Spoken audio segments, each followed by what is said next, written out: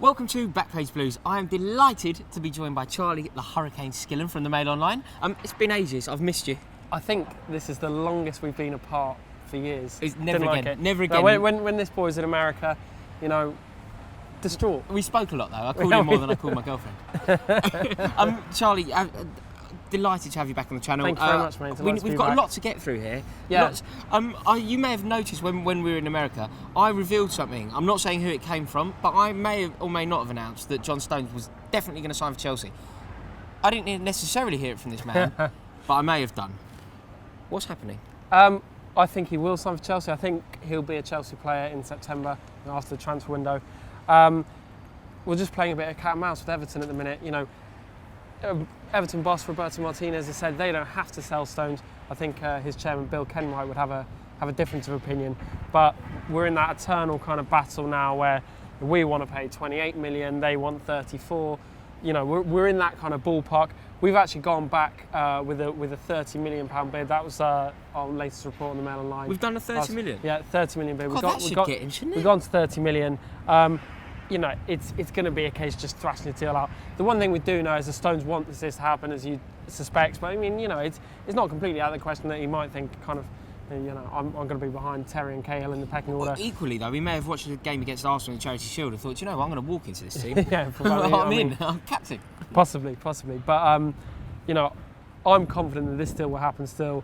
Mourinho's kind of refusing to talk about it. He was quite outspoken about it when the bids first went in, but I believe Stones wants this to happen. I believe Chelsea really want this to happen. And you know what? I think the Everton hierarchy have kind of accepted it's going to happen. They're light central defence anyway, so they're going to be buying players, but they are looking at a lot of central defenders, people like Celtic's Virgil van Dijk. Okay, well this is great news. But yeah, I think Stones will be a Chelsea player in August. Wonderful, and imagine Stones has all of the raw ingredients to be a fantastic football player, and then learning from playing next to a captain like John Terry, a leader like John Terry. It's only going to be good for his development. Well, there's no better education possible in world football, I don't think. What Mourinho is your manager and Terry is your captain. Exactly.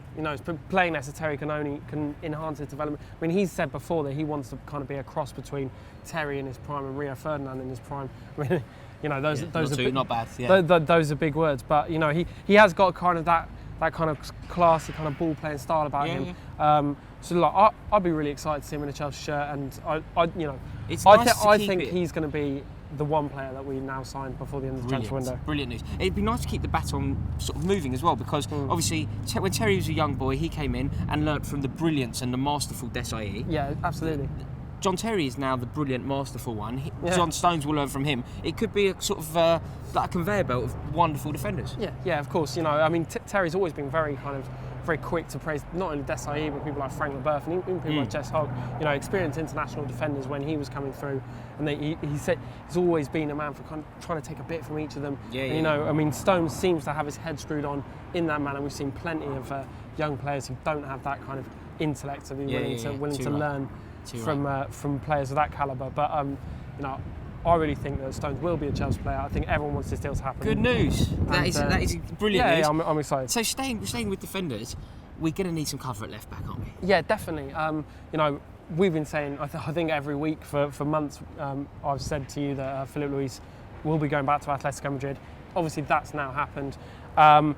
Now, there's a couple of possibilities here. The one that we've talked about a lot is Abdul Baba Rahman from Augsburg. Now, the slight hitch here is that he's very expensive for someone that, played very well for Augsburg last season, but, it's a completely different kettle of fish coming in and playing for Chelsea, in the Premier League or the Champions League. He's going to be probably in excess of 15 million. Yeah, I read a quote from his chairman actually. Did you hear what the chairman said? No. The chairman said something like, "I would rather have a pint in my hand and Bubba Rahman in my team rather than no pint and 15 million and no Bubba Rahman." I mean, I can certainly empathise with him on that. But we're also facing competition for Juventus and PSG, who might be losing their left back Lucas Digne to Liverpool. So the other player that Chelsea are now interested in is Alex Telles from Galatasaray. And Brazilian guy. Yeah, he's Brazilian. He's 22. That's a real interesting one. He could be available for 8 million. So I think it's a bit of a toss-up. If we can get the Rahman deal done, I think that's the player Mourinho wants. But I don't think Alex Telles would be a bad thing at all. Right, understood. I've been getting a lot of pressure, Charlie. A lot of people on Twitter have been asking us. A lot of people on the YouTube comments have definitely been hounding us actually about Pedro. I wanted to wait until, you know how Desai was sort of John Terry's inspiration, and now John Terry will be John Stones. I wanted to wait to answer the Pedro question until my inspiration was home. My inspiration is back. So Charlie, I'm going to defer to you. Talk to the people. They want to know about Pedro. I'm out here. This is over to you.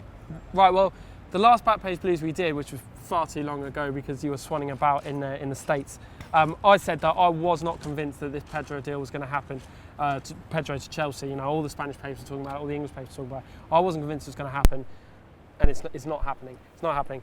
I think he'll end up going to Man United. So you know, we will see him at Stamford Bridge, but he'll be in red, unfortunately.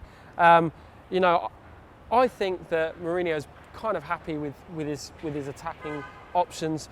I think, you know, Pedro faced with the opportunity to go to Manchester United. No Pedro's the bottom line. No, exactly. I mean, United have lost Di Maria, and they're willing to pay Pedro's release clause. So I definitely can see that deal happening. But in terms of Pedro to Chelsea, I don't think that's a go at all. Well, with that in mind, then, so no Pedro. We've discussed a few potential signings, particularly at the back. Yeah. What do we think about Chelsea's squad going into this campaign?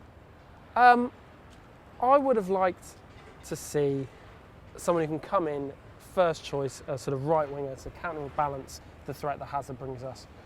Having said that, I don't think those players were available.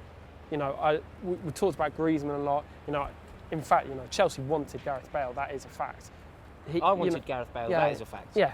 Well, I mean, you know, I don't know why they didn't get it done in that case. Hello. But you know, that player's not available. I mean, we said in, you know, our Q&As and stuff, when people are like, why aren't we signing this person? It's like, there's only so many people that make a Chelsea squad better, and it's a very, very minute. Players like Gareth Bale. And you're actually talking about the best players in the world. So, and it's very hard to get those players out of the clubs they're currently in, and it's, you know, it's whether they want to come as well. So, you know, I'd be really excited with the prospect of seeing John Stones in the Chelsea defence for the next 10 years. I think, you know, I think Falcao's a kind of, you know, it's a very low risk signing, and you know, one that can only work well. And if it doesn't, then we'll just say kind of nothing ventured, nothing gained. And obviously we needed to get Begovic and a reserve left back in. So while, you know, I don't think it's going to be a summer that we look back and say, well, you know, that was the best business Chelsea have ever done. You know, like, you know, I think last summer when we brought in Costa and Fabregas, you know, we can all kind of say, well, you know, that completely transformed the team. I don't think it's going to be one of those, but you got to remember, transforming. You've got to remember, we're talking about the Premier League champions. Yeah. We have, you know, we had a fantastic team anyway. Yeah. You know, absolutely. Rest easy. I think we're going to be okay, rest easy. You heard it from the hero. Rest easy, guys. Thank you very much for watching. We're going to be doing Backpage Blues Part 2 now, where we answer your questions. So make sure that you tune into that and comment below. Let us know exactly what you think of all the points raised here. And if you haven't subscribed, please do it right now. Go on, you champions. I was really disappointed with Chelsea in Europe last season, especially the manner we went out. I thought our performance at home. It was a whimper. It was disgraceful, to be honest. So, you know, these things are always difficult.